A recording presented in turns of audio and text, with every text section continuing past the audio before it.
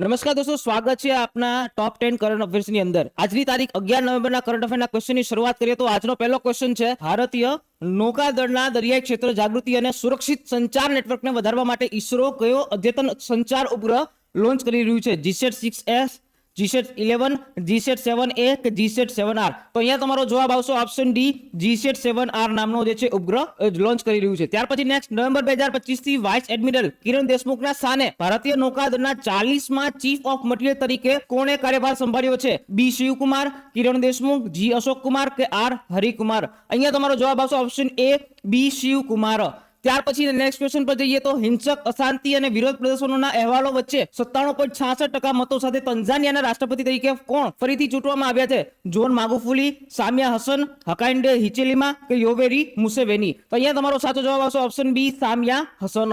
ત્યાર પછીનો next question પર વાત કરીએ તો જેલીફિશના પર્યાવરણીય મહત્વ અને સુંદરતા વિશે જાગૃતિ લાવવા માટે દર વર્ષે કઈ તારીખે વિશ્વ જેલીફિશ દિવસ ઉજવવામાં આવે છે? તો 31 ઓક્ટોબર, 3 નવેમ્બર, 10 નવેમ્બર કે 1 ડિસેમ્બર? અહીંયા તમારો સાચો જવાબ આવશે ઓપ્શન બી, 3 નવેમ્બર। ત્યાર પછી નેક્સ્ટ ક્વેશ્ચન પર જઈએ તો કેરળના પુસ્તકાલય ચળવળના 80 વર્ષ નિમિત્તે પુસ્તકો, સશક્તિકરણ સમુદાયો, વૈશ્વિક દ્રષ્ટિકોણ વિષય ઉપર આંતરરાષ્ટ્રીય પરિષદ જે છે કયા શહેરમાં યોજવામાં આવી હતી?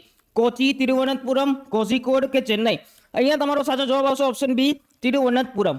ત્યાર પછી નેક્સ્ટ ક્વેશ્ચન પર વાત કરીએ તો કયા દેશની નાગરિકતા અને ઇમિગ્રેશન સેવા એજન્સીએ ચેક અને મની ઓર્ડર ચૂકવણી બંધ કરી દીધી છે, જેના કારણે ઇમિગ્રેશન ફાઇલિંગ માટે ફોર્મ G1650 દ્વારા ઇલેક્ટ્રોનિક ડેબિટ ફરજિયાત જે છે કરવામાં આવ્યું છે? કેનેડા, ઓસ્ટ્રેલિયા, યુનાઇટેડ કિંગડમ કે યુનાઇટેડ સ્ટેટ? તો અહીંયા તમારો સાચો જવાબ આવશે ઓપ્શન ડી, યુનાઇટેડ સ્ટેટ્સ। ત્યાર પછી નેક્સ્ટ ક્વેશ્ચન પર જઈએ તો કેન્દ્રીય મંત્રી જ્યોતિરાદિત્ય સિંધિયા દ્વારા પીએમ ડિવાઇન જે છે યોજના હેઠળ સંકલિત સોહરા પ્રવાસન સર્કિટ કયા ભારતીય રાજ્યમાં શરૂ કરવામાં આવ્યો હતો? આસામ, સિક્કિમ, મેઘાલય કે અરુણાચલ પ્રદેશ? તો અહીંયા તમારો સાચો જવાબ આવશે શું? તો અહીંયા તમારો સાચો જવાબ છે ઓપ્શન સી, મેઘાલય। ત્યાર પછી નેક્સ્ટ ક્વેશ્ચન પર વાત કરીએ તો આયોવા યુનિવર્સિટીના સંશોધકો દ્વારા શોધાયેલા કયું DNA repair protein BRCA1/2 mutation જેવી ડીએનએ રિપેર ખામીઓને લક્ષ્ય બનાવીને નવી કેન્સર ઉપચાર માટે સંભવિતતા દર્શાવે છે? તો અહીંયા તમારો સાચો જવાબ શું આવશે? ઓપ્શન છે RAD52, PARP1, BRCA1 કે P53?